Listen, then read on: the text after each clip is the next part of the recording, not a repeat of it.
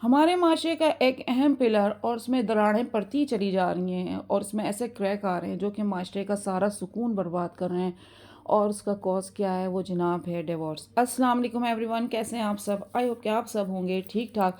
آج کا ٹاپک بڑا امپورٹنٹ ہے اور دل بھی بڑا میرا اداس ہوتا ہے ایسی چیز کو ڈسکس کر کے، لیکن یہ ہمارے معاشرے کا بہت بڑا حصہ ہے اور اس کو ہمیں ڈسکس ضرور کرنا چاہیے۔ ہر سال اس کے ریشو میں اتنا زیادہ اضافہ ہی ہوتا چلا جا رہا ہے، اور اضافہ کیا ہے کہ وہ رکنے کا کام ہی نہیں ہے، ریکارڈ توڑ چلا جا رہا ہے، اور اس کا اینڈ بھی یہی ہو جاتا ہے۔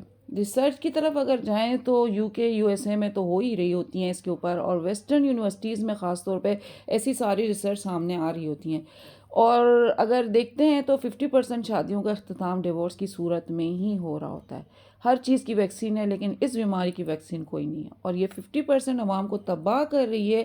کچھ ماہرین کا کہنا ہے انسان کی زندگی کو متاثر کرنے والی اہم ترین چیزیں کون سی ہیں، ان میں نمبر 1 پر تو یہ اگر آپ میرڈ ہیں تو بیوی یا شوہر کی موت، اور دوسری ہے جناب ڈیورس۔ کتنی خطرناک چیز ہے جو آپ کا ذہنی سکون، آپ کا آرام، آپ کی تکلیفوں میں اضافہ اور آپ کو پریشانی کی طرف لے کے جاتا ہے۔ بہت سارے لوگ سوچتے ہیں جی ڈیورس ہو گئی ہے، جان چھوٹ گئی، ماحول ختم، تنگ جو ماحول تھا گھر کا عجیب سا گھٹا گھٹا پریشانی والا وہ ختم۔ ان کو نہیں پتہ اس کے سائیڈ ایفیکٹس بھی کتنے خطرناک ہیں، اور اگر آپ کے پاس بچے ہیں اس سے بھی زیادہ خطرناک بات ہو سکتی ہے، کیونکہ ٹوٹ گیا ایک خاندان، جدائیاں آ گئی ہیں، پریشانیاں بڑھ گئی ہیں۔ ماں باپ اور بچے ایک ساتھ ہی اچھے لگتے ہیں، اگر یہ الگ ہوتے ہیں تو یہ بچے جو ہیں یہ بکھر جاتے ہیں، اور ان کی شخصیت کبھی بھی مضبوط نہیں ہو سکتی، کیونکہ آگے جا کے ان کی زندگیاں بھی اس ماحول سے گزر سکتی ہیں۔ ان کے لیے سب کچھ آسان بن جائے گا، وہ بھی اپنی زندگیاں اسی طریقے سے گزاریں گے۔ تو آپ نے جو بنیاد رکھی ہے اس بنیاد کی وجہ سے آگے تک آپ کی نسلیں ہلتی رہتی ہیں،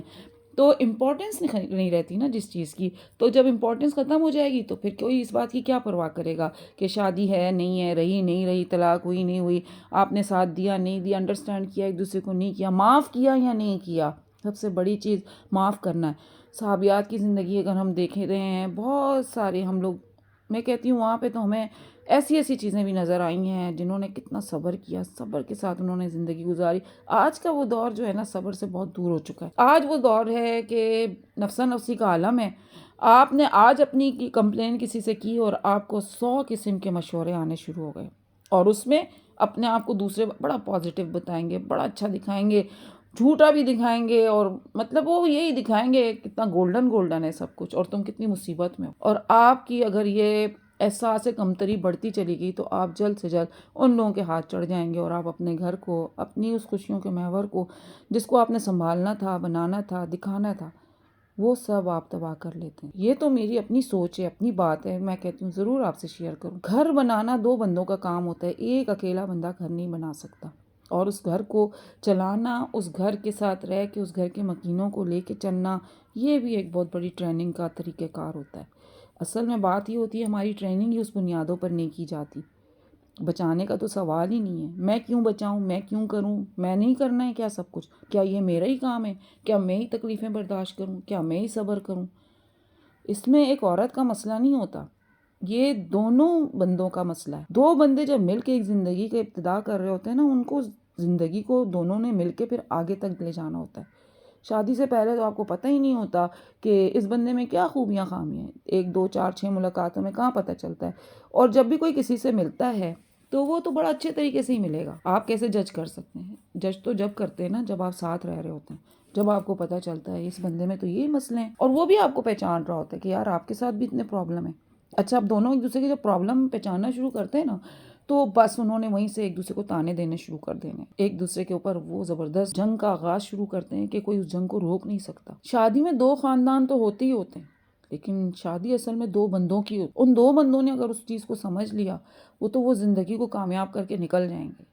اور اگر وہ 2 بندے ہی قابو میں نہ آئے تو 2 خاندان چاہے جتنا مل کے چلیں، کچھ بھی کر لیں، کوئی فائدہ نہیں ہوگا، کیونکہ آج کل کا دور ایسا ہے، میڈیا کا دور ہے، رونے والا، گھٹنے والا، صبر کرنے والا اور برداشت کرنے والا ٹائم تو رہا ہی نہیں۔ میں نے دیکھا کہ ڈیورس کیک آ گئے ہیں بھائی، سیلیبریٹ کی جاتی ہے۔ میں نے دیکھا کہ باقاعدہ اس کے لیے پورا فنکشن بنایا جا رہا ہے، اور اس نے تو میری آنکھیں کھول دی۔ مذہب نے اگر آپ کو اجازت دی ہے کہ بھائی آپ کو آپشن دیا ہے ڈیورس کا، لیکن اس کو ناپسندیدہ ترین بھی کہا گیا ہے یہ اتنا پسندیدہ ترین نہیں ہے. تو پھر جب پسندیدہ ترین نہیں ہے تو اس کو مذاق میں لینے کی کیا ضرورت؟ کیا زندگی بار بار انہی چکروں سے گزرنے کا نام ہے؟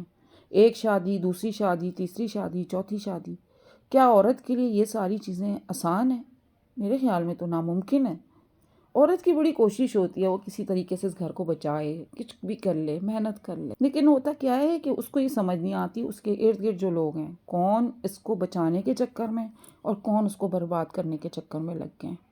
کون اس بات کو خوشی محسوس کر رہے ہیں اور کون اس بات سے تکلیف محسوس کر رہے ہیں. تو آپ ایک تماشا بن کے رہ جاتے ہیں اپنے تماشا لگانے کے لیے، کیونکہ ابتدا آپ نے کی ہے تو اب تماشا تو دیکھیں گے لوگ آپ کا. جناب چائنیز رائس تو بنائے تھے ہم نے پچھلی ویڈیو میں، اس ویڈیو میں ہم نے کہا اس کے ساتھ کچھ نہ کچھ بناتے ہیں، تو وہ بھی ساتھ ساتھ چل رہا ہے. بات آتی ہے کہ ہم دیکھتے ہیں نا کہ 25-30 سال پہلے اتنا زیادہ یہ چیز نظر نہیں آتی تھی اور بڑا معیوب سمجھا جاتا تھا. ہم دیکھتے تھے کہ ہماری ماں کے سامنے اگر کوئی آ کے ذکر کرتا تھا کہ فلانے کی بچی کو طلاق ہوئی ہے تو بڑا افسوس ہوتا تھا، پورا دن اس گھر میں اداسی پھیلی رہتی تھی، دکھ ہوتا تھا یار گھر ٹوٹ گیا اور بچی کے ساتھ اتنا برا ہو گیا.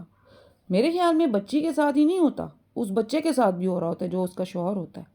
وہ کون سا خوش ہوتا ہوگا؟ کیونکہ جو غصے میں کی ہوئی چیزیں ہوتی ہیں نا، جب وہ پرسکون ہو کے بندہ بیٹھتا ہے تو پھر وہ سوچتا ہے یار یہ تو کچھ اچھا نہیں ہوا، اور اس وقت چڑیاں سب کچھ چگ جاتی ہیں، کچھ بچتا نہیں ہے اس وقت. تو 81 شادیاں جو ناکام ہوتی ہیں نا، اس کا جو سنگل فیکٹر کی وجہ وہ یہ ہے کہ شیئرنگ آف پاور، یعنی کہ آپ نے اپنے میں ایک دوسرے چیزوں کو شیئر نہیں کیا بلکہ آپ نے ایک دوسرے کے ساتھ ان چیزوں کو خود ہی اٹیچ کر لیا. آپ کے درمیان اتفاق ہی نہ ہو سکا اور بات رشتہ ختم ہونے تک پہنچ گئی ہے کیونکہ مل کر فیصلے نہیں کیے گئے. کچھ خریدنا ہے، بچوں کی ایجوکیشن ہے، رزلٹ ہے، بہت ساری چیزیں ہوتی ہیں جہاں پہ ایک دوسرے کو اگنور کیا جاتا ہے. اب بات کرے تو کیا کرے، اگر ایک عورت مشورہ کرنا بھی چاہتی ہے شوہر سے، شوہر سننے کے لیے تیار ہی نہیں ہوتا، وہاں پہ کیا کیا جائے؟ وہاں پہ کتنی خاموشی اختیار کی جائے؟ آج کل تو میں کہتی ہوں بیماریوں کا بارڈر کھڑا ہے آپ کے ارد گرد، اور آپ کو اتنی جلدی بلڈ پریشر، شوگر، کولیسٹرول، یہ سارے امراض جو ہیں نا یہ ان سوچوں کے تحت آتے ہیں جو آپ پریشانیوں سے گزرتے ہیں. آپ کی باڈی برداشت نہیں کرتی چیزوں کو، پھر آپ بیماریوں کی طرف چلے جاتے ہو. تو دو بندوں میں غلطیاں تو ہر حال میں ہوتی ہیں، خوبیاں خامیاں کس میں نہیں ہوتی. اللہ پاک کی ذات ہے جو کہ تمام خامیوں سے پاک ہے، لیکن اس کے پیدا کیے ہوئے بندے جو ہیں نا وہ ان دونوں خوبیوں کے ساتھ دنیا میں رہتے ہیں، یعنی ان میں خوبیاں بھی پائی جاتی ہیں، خامیاں بھی پائی جاتی ہیں.